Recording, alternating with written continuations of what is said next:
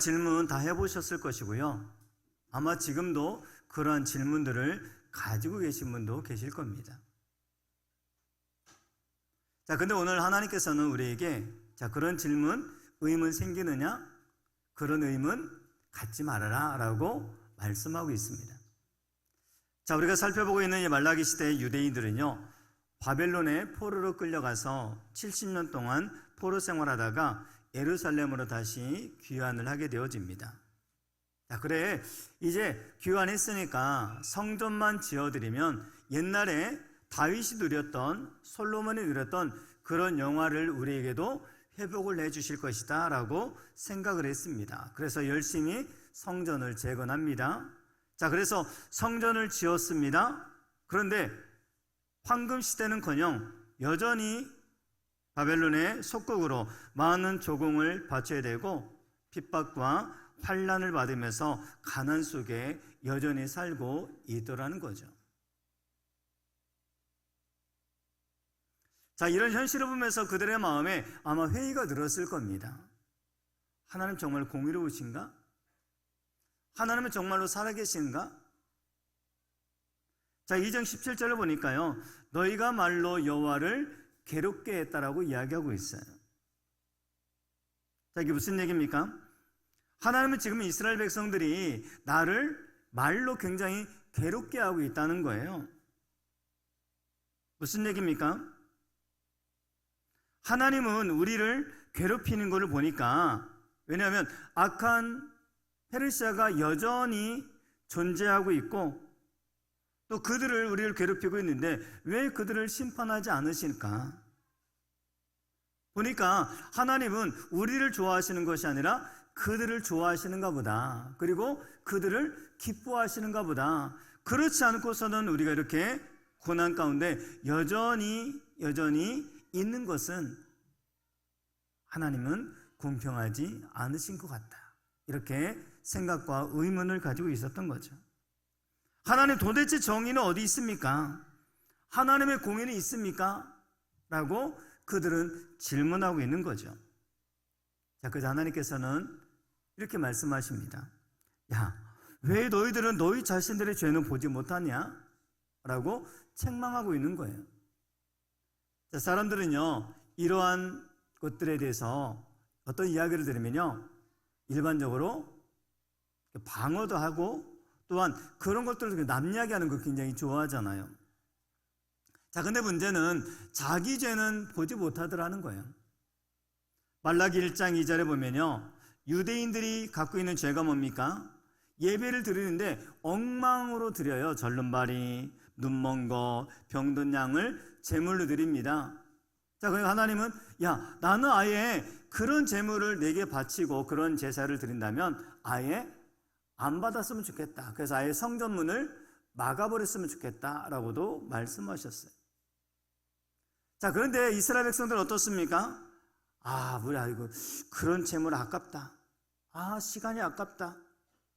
이렇게 시간 드리면서 예배를 드리는 것도 번거롭다라고 생각하고 있더라는 거죠.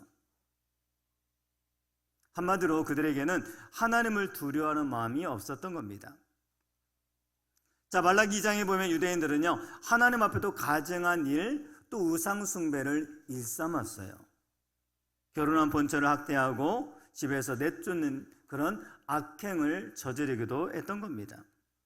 그리고 이방 여인들과 이방 결혼하는 것을 너무나 당연스럽게 생각을 하고 있었던 상황입니다.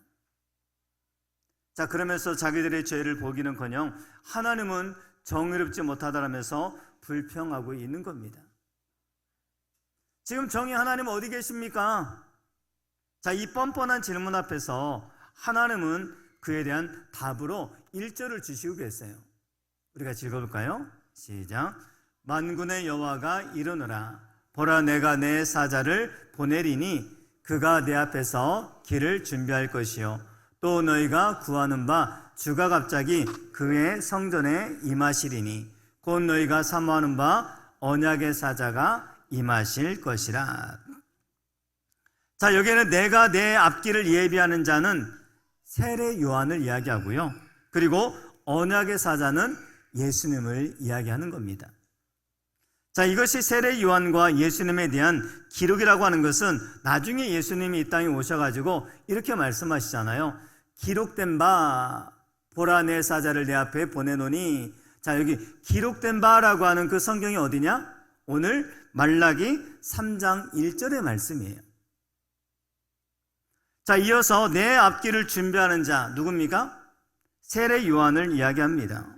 자, 그래서 여러분들은 여기에서 내 사자에게는 세례 요한이라고 쓰시면 되고요. 그 다음에 내 언약의 사자는 바로 예수 그리스도라고 써놓으시면 다음에 읽을 때 굉장히 도움이 되실 겁니다.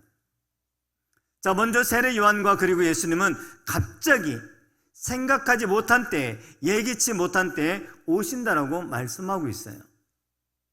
그리고 2절 3절을 보시면요, 그가 임하시는 날을 누가 능히 알 수 있겠느냐라는 거예요. 어떻게 오십니까? 금을 연단하는 자의 불과 표백하는 자의 잿물과 같을 것이라. 자, 그리고 3절에 보면요, 그가 은을 연단하여 깨끗하게 하는 자같이 앉아서 레위 자손을 깨끗하게 하되 금은같이 그들을 연단하리니 그들이 공의로운 제물을 나 여호와께 바칠 것이라. 자, 무슨 얘기인지 잘 모르겠죠? 무슨 얘기냐면 예수님이 이 땅에 다시 오시면 금과 은을 연단하는 것처럼 불처럼 옷을 깨끗하게 하는 잿물처럼 모든 것이 다 새로워지게 될 것이다, 그런 얘기입니다. 예수님이 오시면 지금까지 제사를 엉망으로 드렸는데 레위 자손들 너희들도 이제 깨끗하게 되어져서 공의로운 제물을 가지고 깨끗한 예배를 드리게 될 것이다. 다 이것이 바로 예배의 회복을 말하는 겁니다. 예수님이 오시면 예배의 회복이 일어날 것이고 예수님이 오신 이후에는 예수님의 보혈을 의지하는 예배를 드리게 될 것이다 라고 예언해주고 있는 겁니다. 자, 이어서 4절을 보시면요, 그때 유다와 예루살렘의 봉헌물이 옛날과 고대와 같이 나의 여호와께 기쁨이 되려니와.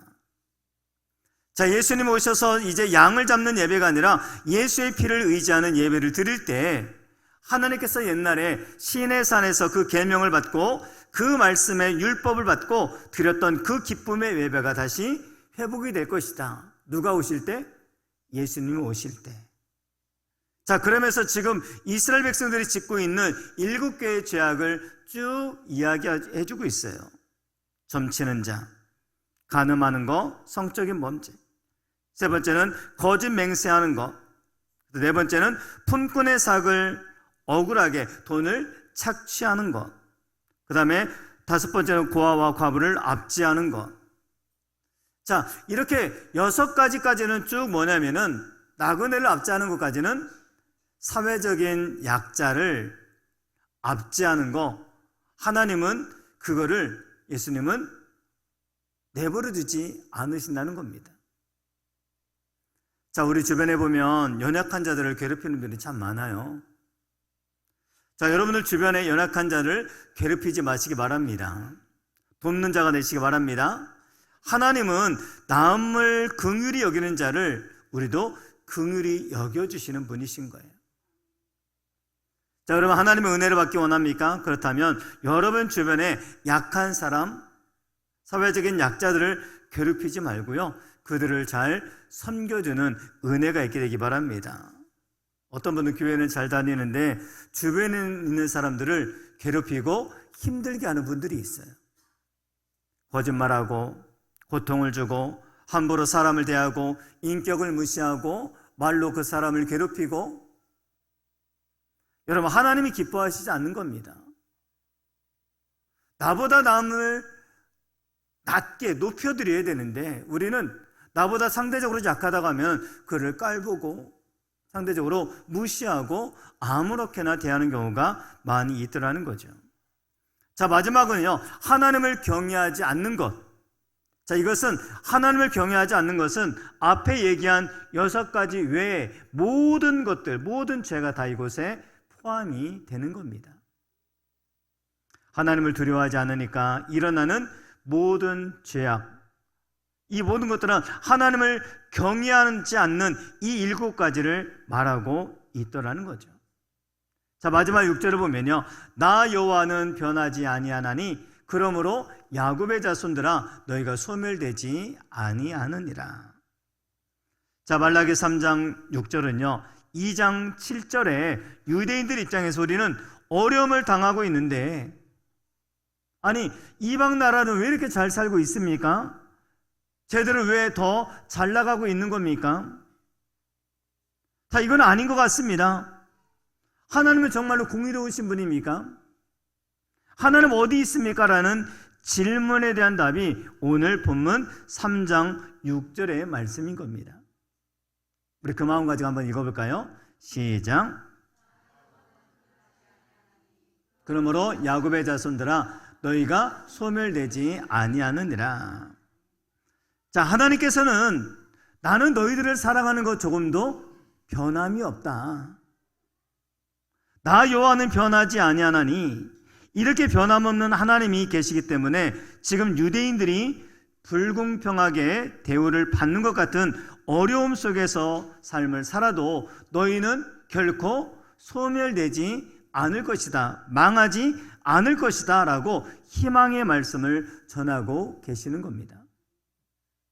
저는 오늘 이 네 번째 경고이신 하나님은 공의로우신가, 하나님은 정말로 살아계시는가 라고 하는 묻는 그 질문에 대해서 하나님의 공의, 하나님의 정의를 의심치 말라고 하는 이 경고의 말씀을 한번 우리가 살펴보고자 합니다.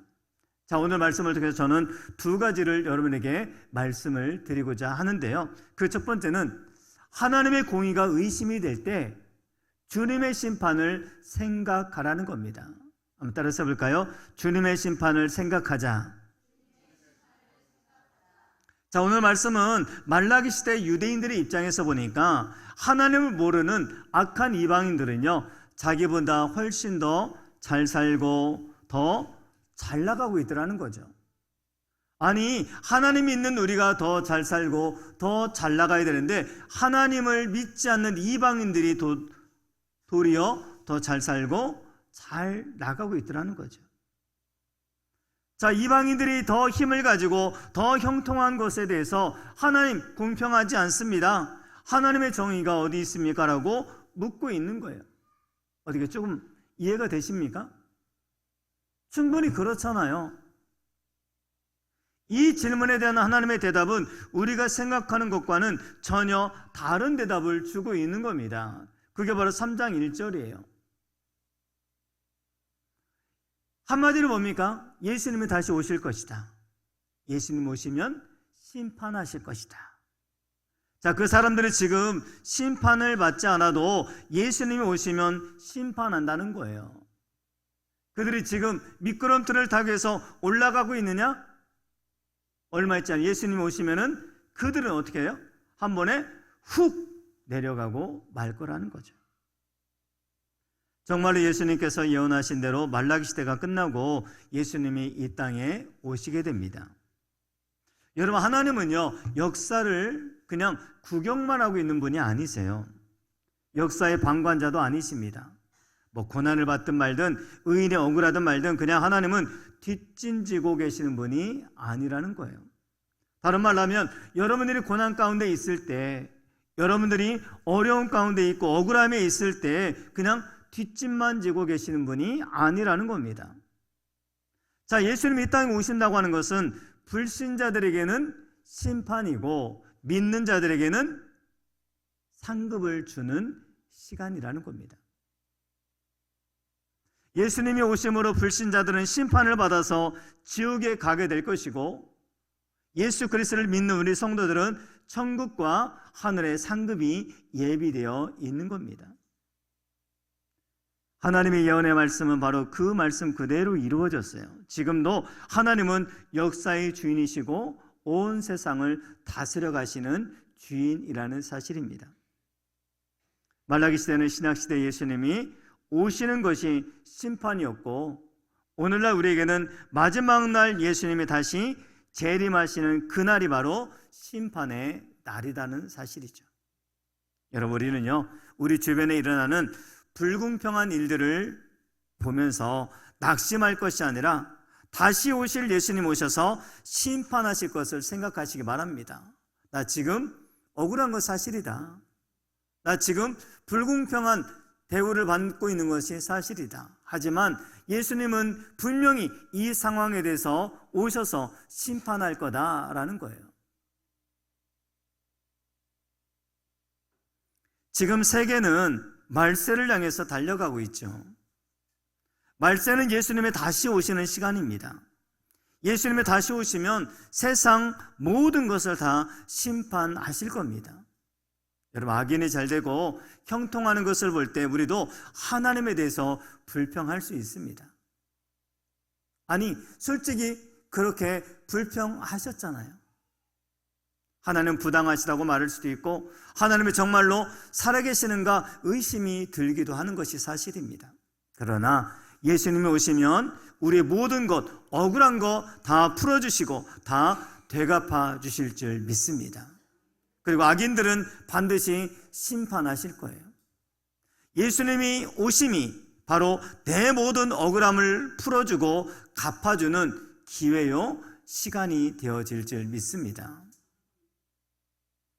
초대교회 교인들은 AD 63년 네로 황제로부터 AD 313년 콘스탄틴 대제가 기독교를 공인해주는 그 시간까지 250년간의 어마어마한 핍박과 환난을 받아야만 했던 겁니다.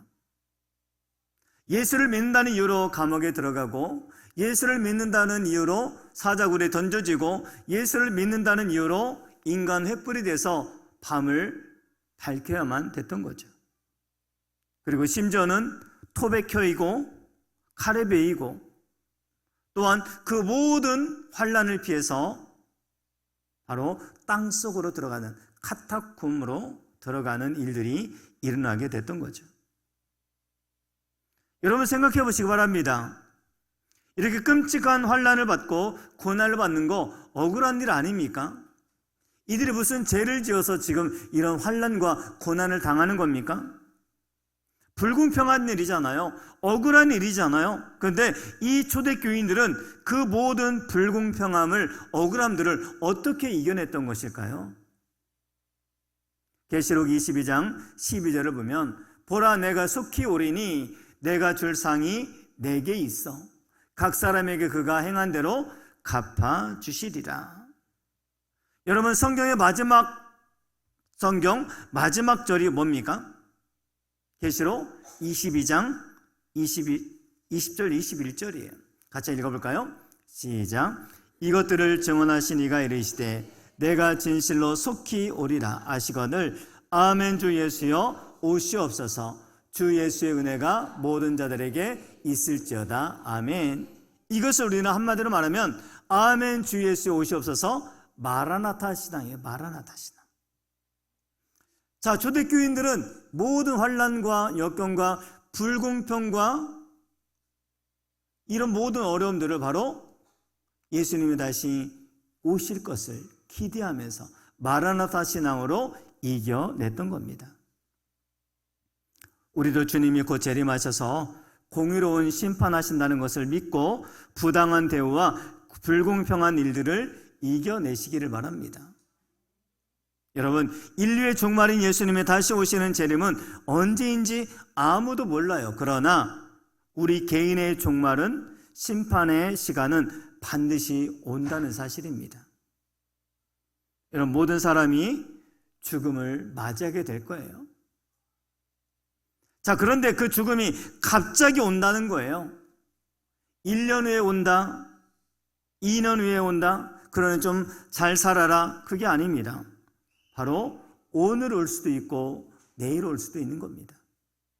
갑자기 우리 인생에 심판이 온다는 거예요. 그러므로 우리는 날마다 오늘이 내 인생의 마지막인 줄 알고 사는 것들이 바로 악인들이 득세하는 이 불공평한 인생 시대를 사는 비결이라는 겁니다. 그렇습니다. 예수님이 오늘 오신다는 사실을 믿고 믿음을 가지고 삶을 살아내실 수 있기 바랍니다.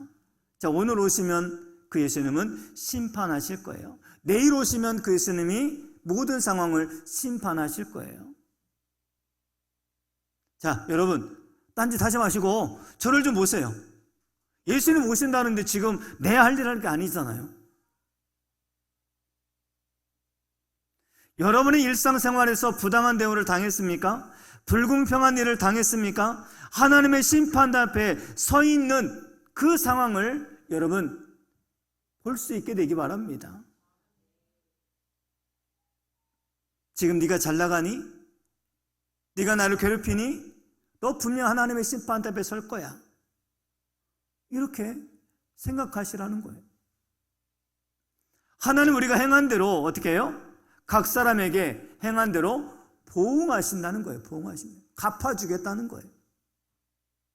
여러분 오늘이 내 인생의 마지막 날이라고 생각하시면서 살아가시기 바랍니다.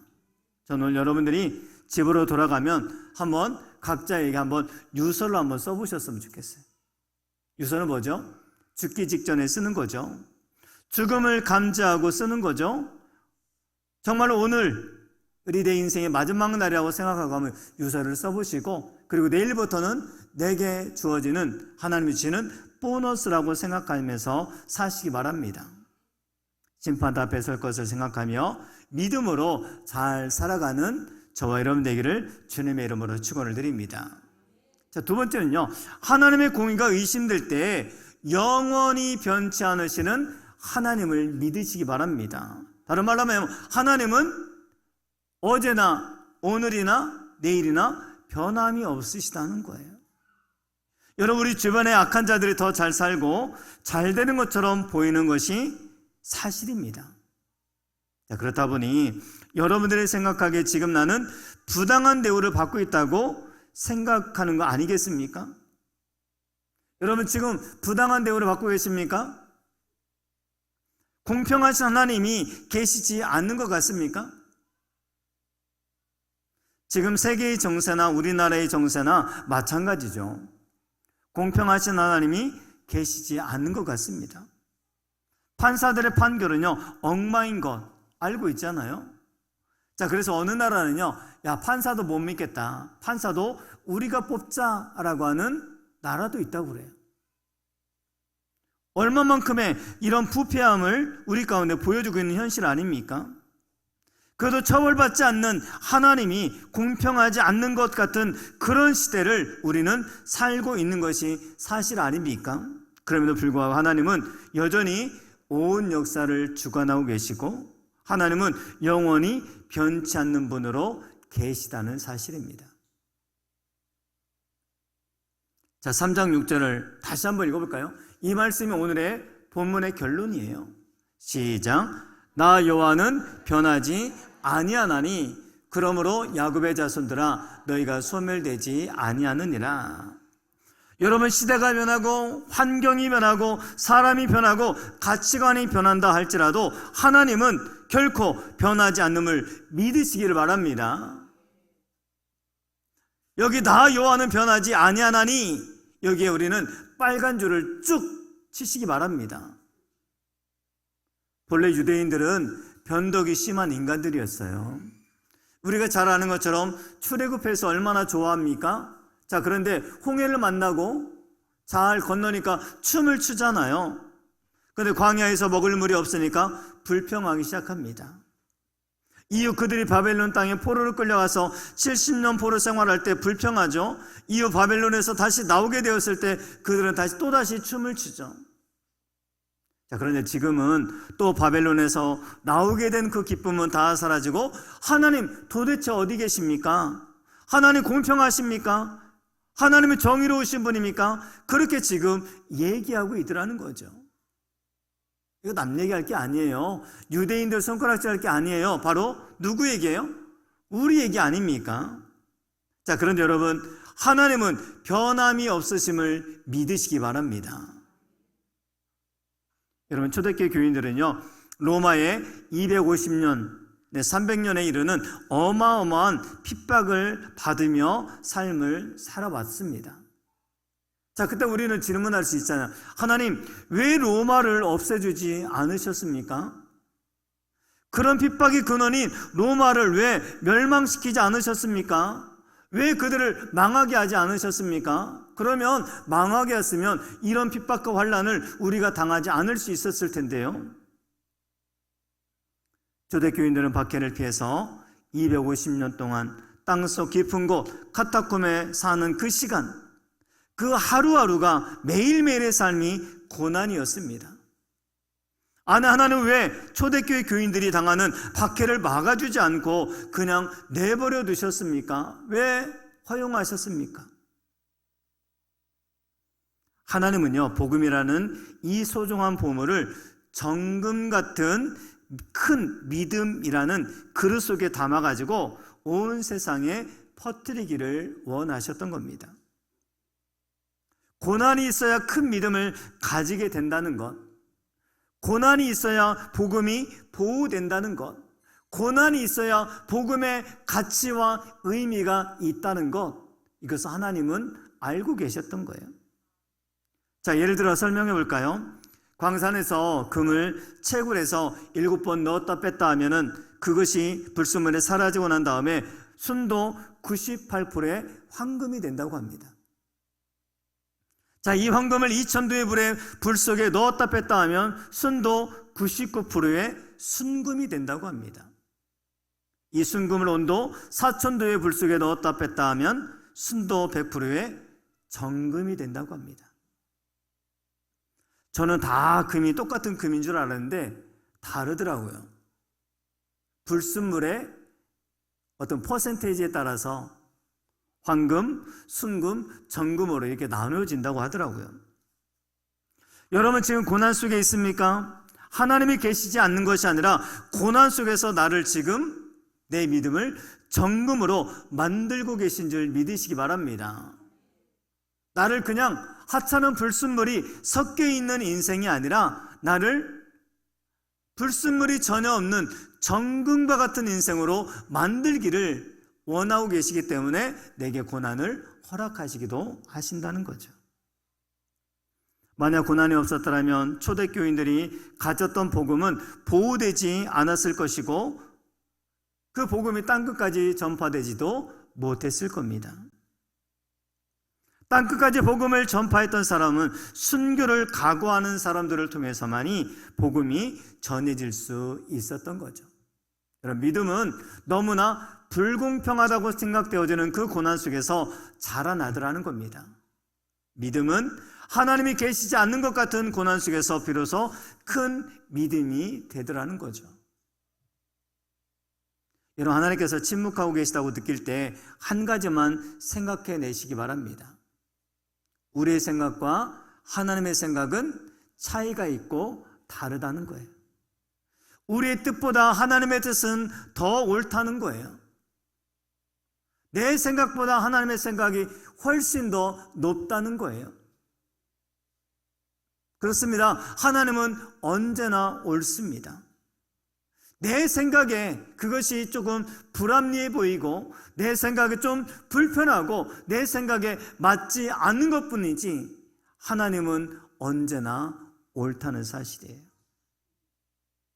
그런데 우리는요, 고작 내 인생의 바로 앞에 있는 것만 바라볼 수 있는 육안만 가지고 삶을 살아가다 보니 그 고난 너머에 있는 하나님의 섭리, 하나님의 마음은 우리가 볼 수가 없기 때문에 내 것만, 내가 처한 상황만, 내가 당하는 고난만 전부라고 생각하고 있더라는 거죠. 여러분, 지금 아무리 큰 고난이 있어도 하나님은 여전히 살아계심을 믿으시기 바랍니다. 시편 110편 16절 보면요, 여호와는 영원토록 왕이시다는 거예요. 그렇습니다. 하나님은 무궁하도록 영원토록 왕이십니다. 하나님은 스스로 계시는 분이기 때문에 주변 환경과 상관없이 여전히 우리와 함께 계시는 분이라는 사실이에요. 그렇습니다. 하나님은요, 변함이 없으신 분이고 그 변함없는 하나님은 신실하신 분임을 믿으시기 바랍니다. 여러분, 악한 자들이 잘 되는 것 같습니까? 여러분이 지금 부당한 대우를 받고 있는 것 같습니까? 아무리 기도해도 하나님이 응답하지 않아서 하나님이 계시지 않는 것 같습니까? 여러분, 억울하게 그냥 이렇게 망할 것 같습니까? 아닙니다. 오늘 하나님 말씀을 다시 한번 붙드시기 바랍니다. 나 여호와는 변하지 아니하나니 그러므로 야곱의 자손들아 너희가 소멸되지 아니하느니라. 그렇습니다. 하나님이 변하지 아니하심으로 우리는 소멸되지 않는 인생인 줄 믿으시기 바랍니다. 우리 인생은 얼마나 변덕이 심합니까? 변덕이 심한 우리가 망하지 않는 이유는 하나님께서 변하지 않기 때문에 그래요. 나는 변하지만 하나님은 변하지 않고 여전히 동일하게 계시기 때문에 내가 지금까지 망하지 않고 소멸되지 않고 여기에 있게 되는 거죠. 여러분, 영원히 변하지 않는 하나님을 믿음을 통해서 그 믿음 때문에 망하지 않는 자가 되시기를 바랍니다. 다윗은 골리앗을 죽였다는 이유로 사울 왕을 피해서 들로산으로 도망을 가야만 했잖아요.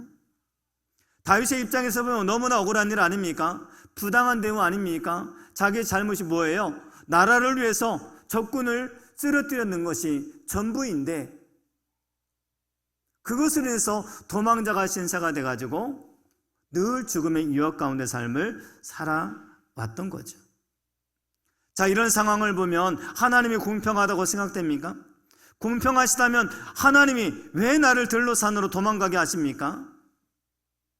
혹시 하나님은 사울만 사랑한 거 아닙니까? 하나님은 사울만 기뻐하는 거 아닙니까? 이렇게 보이는 거 아니잖아요. 보여지는 거잖아요. 하나님이 계시지 않은 것 같잖아요. 자, 그런데 다윗은 한 번도 하나님에 대해서 원망하고 있지 않더라는 겁니다. 훗날 시편에 다윗은 이렇게 고백을 합니다. 악을 행하는 자들 때문에 불평하지 말며 불의를 행하는 자들을 시기하지 말지어다. 그들은 풀과 같이 속히 배임을 당할 것이며 푸른 채소와 같이 쇠잔할 것임이라. 한마디로 심판과 멸망하게 될 거라는 거예요. 여러분, 악인들의 화려함, 악인들의 힘을 쥐고 있는 것, 악인들의 형통함, 이것은 뿌리가 잘린 꽃꽂이에 불과한 겁니다. 지금 화려하지만 시간 지나면 그 꽃꽂이는 죽고 만다는 거죠. 악인들이 아무리 힘을 쥐고 있어도 그들은 이미 지옥 갈 수밖에 없는 죽은 자들인 겁니다. 여러분, 반면에 우리 성도들은 약한 자 같지만 변하지 않는 하나님 때문에 절대로 망하지 않고 더 큰 은혜를 누리게 될 줄 믿으시기 바랍니다. 점점점 더 좋아질 줄 믿으시기 바랍니다. 그렇기 때문에 여러분, 이해가 되지 않아도 믿는 믿음이 진짜 믿음인 거예요. 내 상황, 내 되어지는 일들 이해되지 않아요. 그래도 하나님은 선하시다라고 믿으시기 바랍니다. 내 상황이 엉망일 때, 하나님이 계시지 않는 것 같을 때, 내 기도가 응답되지 않는 것 같을 때 그것을 믿는 것이 진짜 믿음인 겁니다. 여러분, 우리가 정말 진짜 믿음을 통해서 하나님을 기쁘시게 하는 여러분 되시기 바랍니다. 자, 유대인들이 소멸되지 않는 이유를 버러지 같은 야고바라고 이야기하잖아요. 버러지 같은 야고바. 여러분, 야곱은 어떤 인생이었습니까? 야곱은 한마디로 약한 자의 상징이에요. 그래서 성경 야곱을 부를 때마다 벌레 같은 야고바, 버러지 같은 야고바라고 이야기합니다. 야곱은 약한 자였어요. 몸도 약했습니다. 여러분 약한 자이십니까? 괜찮습니다. 야곱은 이기적인 사람이었고 변덕이 심한 자였습니다. 괜찮습니다. 우리가 아무리 변덕이 심하고 이기적이어도 괜찮습니다. 하나님의 사랑이 나에게 변함없이 다가오시기 때문에 그렇습니다. 여러분, 하나님의 공의가 어디 있냐 불평하고 있는 유대인들, 그들을 부를 때 의도적으로 뭐라고 했죠? 버러지 같은 야고바라고 이야기했어요. 벌레 같은 야고바. 자, 오늘 의도적으로 용대야, 야고 같은 너를 내가 사랑한다. 내가 야고 같은 너희 자손들을 소멸하지 않을 것이다 라고 이야기하고 있습니다. 자, 오늘 딱 두 가지만 기억하십시오. 하나님이 나를 사랑하고 계신다. 여전히 사랑하고 계신다. 두 번째는 너는 결코 소멸되지 않을 것이다. 여러분, 어떤 상황이 있다 할지라도 주님은 우리를 사랑하고 계시고 주님은 우리를 소멸되지 않는다. 우리는 망하지 않을 것이다. 라고 여러분 꼭 믿는 저와 여러분 되시기를 주님의 이름으로 축원을 드립니다. 자, 오늘 말씀을 마치고자 합니다. 어느 교회에 장로님이 계셨습니다. 경영하는 공장이 화재로 불타버렸습니다. 화재가 났다는 소식을 듣고 공장으로 뛰어갑니다. 다 불타버렸고 잿더미로 변해있는 상황. 하나님, 이 어찌 된 일입니까? 교회도 열심히 섬기고 믿음대로 살려고 애쓰는 장로인 저에게 어떻게 이런 일이 일어날 수 있습니까? 하나님을 향해서 원망합니다. 자, 그럼에도 불구하고 주일이 다가와서 장로님은 주님 앞에 나와서 예배를 드리고자 주님 앞에 나옵니다. 교회에 들어오는데 찬양이 들립니다. 신실하신 하나님, 실수가 없으신 좋으신 나의 주. 그 찬양의 가사가 뇌리에 박힙니다.